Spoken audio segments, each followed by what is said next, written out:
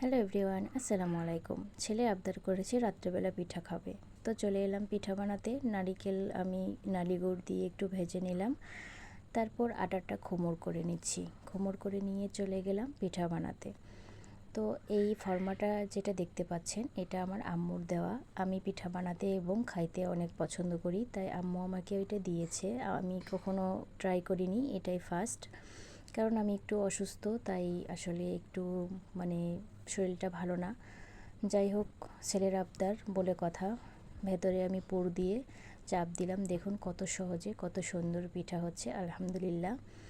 তো এইভাবে আমি এক এক করে সবগুলো পিঠা বানিয়ে নিলাম।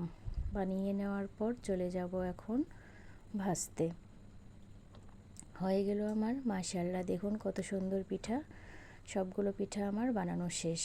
আর এদিকে দেখুন আমার ছেলে আমার মতো পিঠা বানানোর ট্রাই করছে। তো আলহামদুলিল্লাহ, দেখুন আমার ছেলেও কত সুন্দর পিঠা বানাইছে। তো ওকে আমি বললাম তুমি পিঠা বানাও, আমি তোমার পিঠাটাও ভেজে দিব। তারপর চলে এলাম চুলায়, কড়াইতে তেল গরম করে নিয়ে পিঠাগুলো একটা একটা করে দিয়ে দিলাম। তারপর হয়ে গেল ভাজা। দেখুন পিঠাগুলো আলহামদুলিল্লাহ কত সুন্দর।